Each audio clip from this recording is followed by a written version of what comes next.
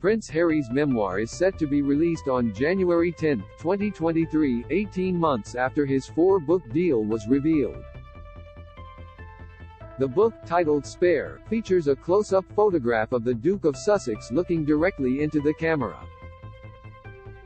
It was taken by Ramona Rosales, who also took the images for Meghan Markle's cover interview with Variety magazine.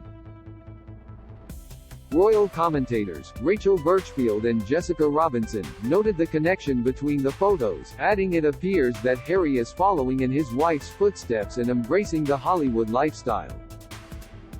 The hosts of podcast Royal discussed Harry's book on their most recent episode, with Ms. Robinson saying, "The cover is a close-up photo of his face in what looks like the warm California sunlight.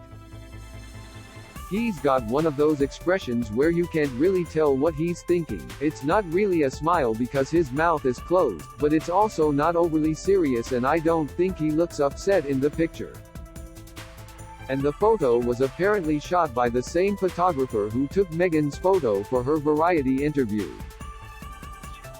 She added, "The cover of the book is giving Hollywood vibes for sure." Read more. Royal memoirs, most salacious gossip from past books as royal family braces for Harry's. Harry is following in his wife's footsteps with his book cover. Image, Getty Images. Harry's new book is named Spare, relating to his destiny within the royal family. Image, Penguin Random House. Ramona Rosales. Royal poll, should the king remove non-working royals as counselors of state? Prince Harry, Prince Andrew and Princess Beatrice are all counselors of state despite no longer being working members of the royal family. King Charles III is facing increasing calls to modify the law regarding who can stand in for him as the sovereign due to illness or absence abroad. But should he remove non-working royals as counselors of state? Vote in our poll here.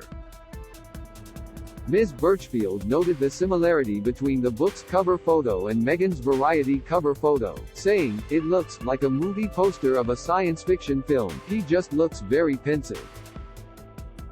I can definitely see the parallels between Meghan's photo for Variety and his photo," adding, "It's an interesting photo. It's maybe not my favorite of Harry, but it does the job." Ms. Robinson agreed, saying she didn't love Meghan's cover photo, continuing, "I wasn't really a big fan of either of them, his or hers." Harry enlisted the award-winning penmanship of author Junior Moehringer to ghostwrite his memoir.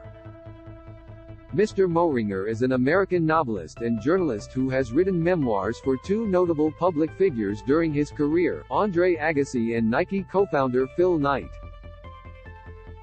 Last month, Harry was called out by Piers Morgan over his new memoir's cover photo, which draws similarities to that of tennis ace Agassi.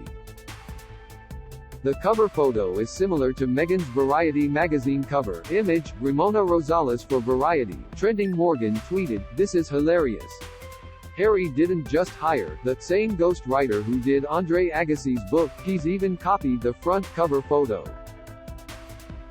He added, "Only difference is one had a world-class talent for sport, the other a world-class talent for whining."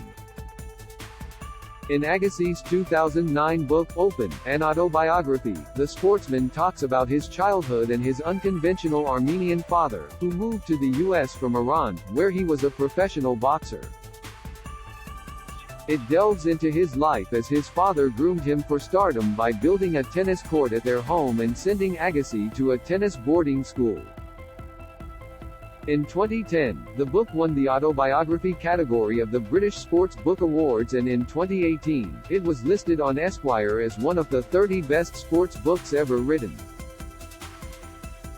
Don't miss Meghan Markle admitted she has a food fixation, on podcast Insight. Who is your favorite member of the royal family?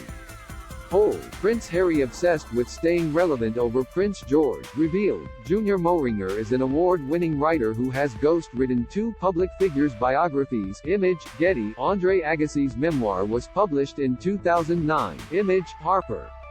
Harry's memoir shot up in the sales charts of online seller Amazon in the UK, Canada and the US within hours of the launch of pre-orders last month.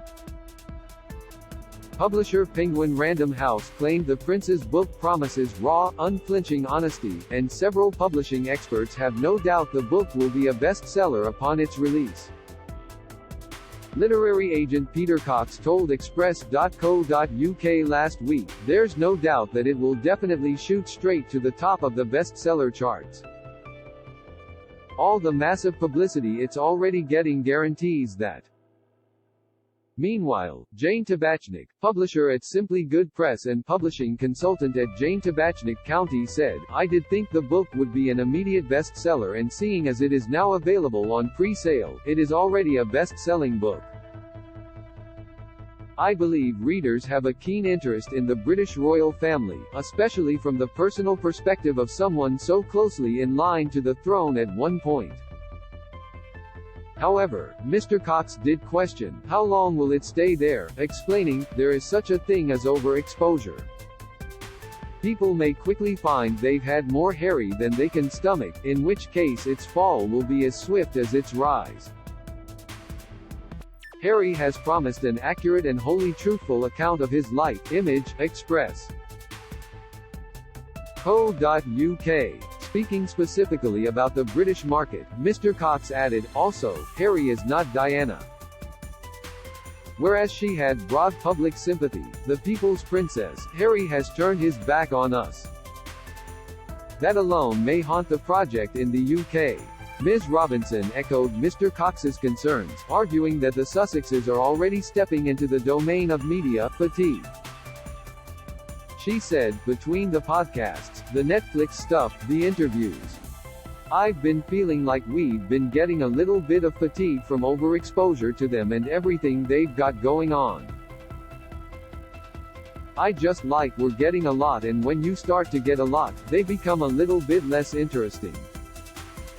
They don't pull you in quite as much." However, Ms. Burchfield argued, "I guess this is what we asked for because we were saying, where's the Spotify content, where's the Netflix content? And now here it is and we're saying, oh my gosh, it's too much. I personally am enjoying it."